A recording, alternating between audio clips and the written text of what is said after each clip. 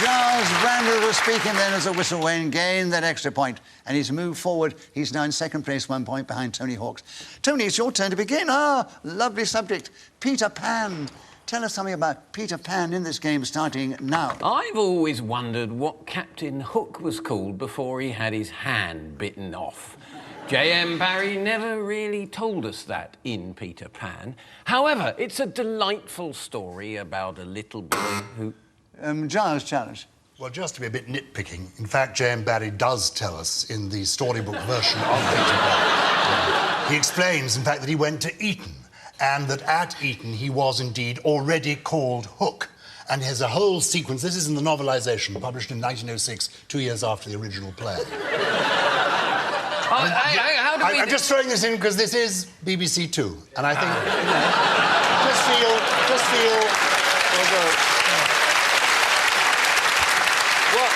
What you don't know, Gyles, is I've got a computer under here. I've googled it, and you're talking absolute rubbish. He's made the whole thing up. No. Can you get the weather on? On this one, I am right. James Hook. There's a sequence. There's a paragraph in the book. He wrote a novelisation of the play. He was called James Hook, and it's just a coincidence that he had his hand bitten off, and then was called Hook. Yes. That's extraordinary. Yeah, that's what J.M. Barrie... People all over the country on BBC Two are turning off now. I'm going to give you the benefit of the doubt, Gyles, and say that you have an incorrect challenge. Another point to you. Peter Pan is still with you. 46 seconds, starting now. I think he doesn't really know who was talking before. You said incorrect challenge, continue talking, and I thought I'd better. So we both began at the same time. I challenge. It's... OK, let's start from the war. We won the war in 1945. 1946, we went into repertory. Then there was the Arthur Haynes in the 60s. Then we had the Beatles, Man on the Moon. Can I also point out, I've been doing this show for 45 years, never missed a performance, I've never had a moment like this before. No, apart from 1972 through to 1978, You are wicked, you really are. Yes. So where are we? I've got about 46 seconds, quite a long time to go, but I think... I know, you've got it, Gyles. I said you had 46 seconds, Peter Pan with you, Gyles, so I was correct. Yes. Starting now. The part to play, of course, is the role of Tinkerbell, which I've essayed myself on more than one occasion. Wendy is a delightful role also, and, of course, the name is one originated by Sir James himself. Tony Chan. I think he did say roll twice. Yes, you did a roll. Two rolls. Yes. Well listened, Tony. And you have a correct challenge now, which I agree with. And 41 seconds, Tony. Peter Pan, starting now. A young man who will not... To full challenge. Did we have young before? Yes, you We did. didn't. Didn't we? Who thinks we had young before? You had a young boy before.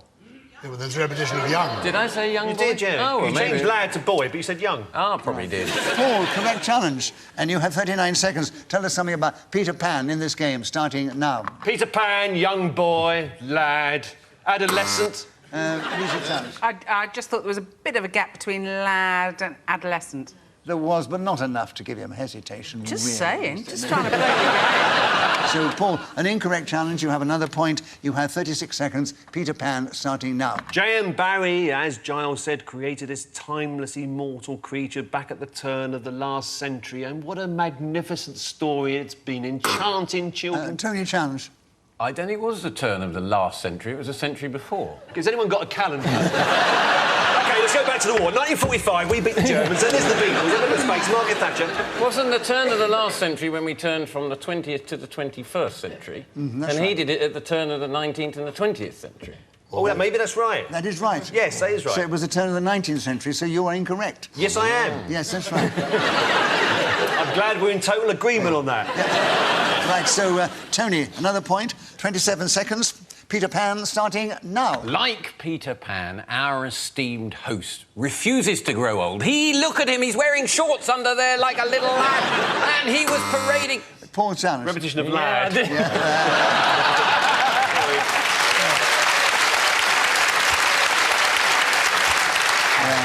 We did have a lad before. So, Paul, correct challenge, and you have 19 seconds on Peter Pan starting now. I remember the cartoon version very well, made by Walt Disney sometime around 1960-something, I think, but... Gyles challenge. 1954. Yes, it is 54. I think he's absolutely right. Sometime around 1960, given the course of time. I think so. I think I gave the benefit of the doubt against you last The wrong time. decade. 55, maybe 53, 51. 1960 something or other. Look, surely. It was the same century. But you wouldn't know which century that was. That's true, I don't, actually. You see how passionate they get about this game? Yeah. They will fight for their points like this. Yes. You've all gone very quiet.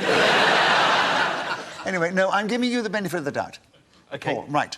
13 seconds available, Paul. Peter Pan, starting now. Wendy was a name that was invented specifically for the play. Nobody had been... So, Gyles, you're going this time correctly, yes? Yes, hesitation. Absolutely. Right, so you needn't get too passionate, because you've got the subject anyway, and you've got 8 seconds. Peter Pan, starting now. In any production of Peter Pan in which I intend to appear, I hope the role of Hook... Tony challenge. Third time he said roll. No. Yeah. This was a... Well, I suppose it... Yes.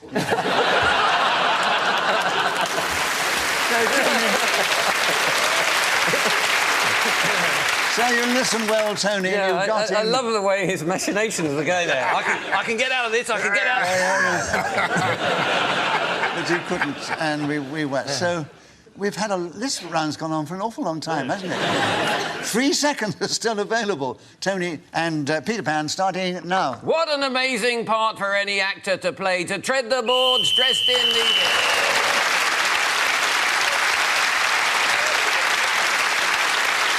So Tony Hawks is again speaking as the whistle when gained that extra point. He's now in a strong lead. We're ahead of Paul Merton and Gyles Brandreth, equal in second place. Lisa's bringing up a magnificent third place. And Paul, we'd like you to begin the next round. Oh, a very pompous subject. Sir Isaac Newton. Tell us something about Sir Isaac Newton in this game, starting now. Sir Isaac Newton had a pet tortoise called Fluffy, and this creature was a magnificent visionary. It said to Isaac Newton one day, you know, I've been thinking about the law of gravity. What particular aspect of that subject you've just mentioned do you wish to talk to me about, said Isaac Newton. And his round, hard-shelled companion said, if we look to the skies, we can see meteorites and various planetary bodies heading towards us. But how come they do not break the Earth's atmosphere? Some do. Others penetrate. They come down and hurtle towards... Tony challenge. Was there a repetition of penetrate? No. How come they don't... What an odd word to imagine I said twice. Reverie. Oh, I thought he said they penetrate the atmosphere and then again. Look, I wasn't really listening, so I mean, I'm not one to speak to. To be honest, with a tortoise, you're never sure what they're saying. You don't know, they're very slow. Yeah. I don't believe a tortoise spoke to Sir Isaac Newton. No. Oh, well, And it wasn't called Fluffy anyway. Anyway, you didn't challenge for that, so an incorrect challenge, Paul, and you have Sir Isaac Newton still, and 26 seconds starting now. Isaac Newton became a member of the House of Lords, I believe, and the only utterance he ever made in his entire attendance in that venerable building was to ask if somebody would mind if he opened the window. This is a true fact. It's one of the few... Lisa challenge. Actually, I think it's, would you mind if you shut the window? It is, you're right. It is, absolutely. Absolutely right.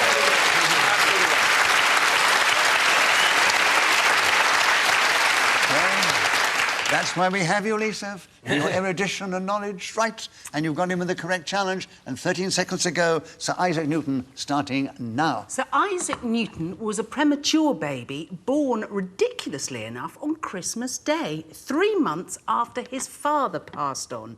His interesting life began with his mother taking care of him because she was very worried.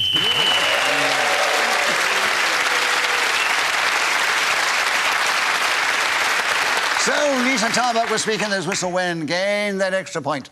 And she's moved forward. She's still in fourth place, but she's moved forward. And, but she's in a very strong fourth place. Because the points are secondary. It's their contribution that... Oh. We've only got time for one more round.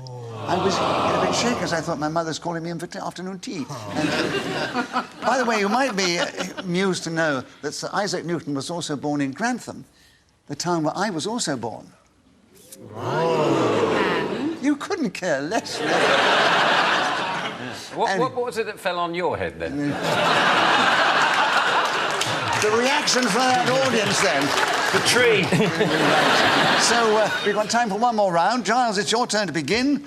Ooh, speed dating. Oh, hello. Oh, yes, here we are. He's an expert. Yeah. 60 seconds starting now. You live and learn, then you die and forget it all. And speed dating is an experience that I have had, and it was brief. I'm sorry to tell you, I arrived at the speed dating parlour. It was a public house. There were a lot of girls all lined up. I sat down. None of them sat down with me. The speed, it was... Tony. Oh, yes, you're right. No. Two sat down. Two sat downs. Two sat downs, Two yes. sat downs. I'm glad I didn't, because this was a very bitter story. Tony,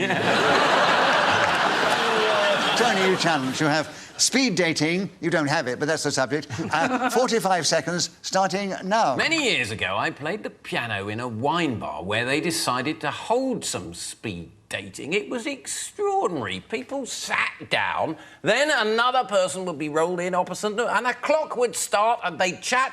The minute, a bit like this game, would be up, they'd move on to somebody else. It was extraordinary. Had they fallen in... Lisa, you challenge. two extraordinaries. Two extraordinaries, yes. So, Lisa, you got in on this last subject, and there are 27 seconds starting. Speed dating starting now. I can't really see the point of speed dating because I think it's all about giving the other person the eye, not really getting to know them. Don't pat... No, Paul, you challenge first. Hesitation. Yeah, was a I was just hesitation. stopped with him doing that. I can tell you that. Were you being interfered with? I was. I I've wasn't been invading your messed space. about. I was going to say, how can you say speed dating? Chauffeur's window. Can't hear you.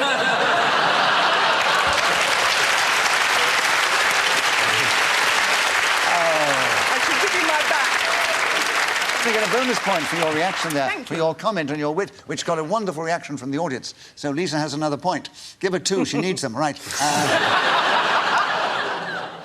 Give her 3, because it's the last round. That's better. And Paul, you had a correct challenge. Yes, And hesitation. speed dating, 19 seconds starting now. There I was, going round with Lewis Hamilton. He was doing about 120 miles an hour, and I was trying to catch up with him, Brands Hatch, and I suddenly shouted through the cockpit window, "I love you, you are the world's most exciting racing driver as far as I'm concerned." Then he was gone. Then I saw somebody else right behind him. I thought, I shall adjust my eye towards this man here, this Formula One driver.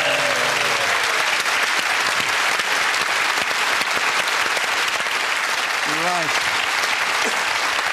So Paul Merton was then speaking as the whistle went and gained that extra point. And it remains for me to give you the final situation. Well, with a little bit of help from me just then, Liza, Tarbuck, and Gyles, Brandreth, and Paul Merton are all equal in second place. Thank you, Chairman. But Tony Hawks, I got a few more points, so we say, Tony, you're the winner today.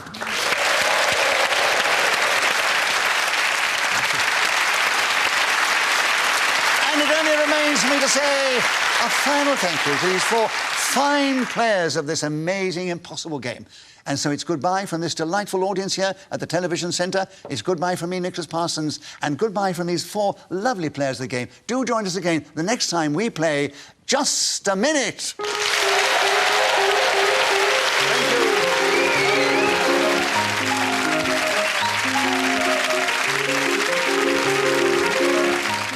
Musical comedy on Radio 4 now as Alex Horne presents a new series of The Horne Section.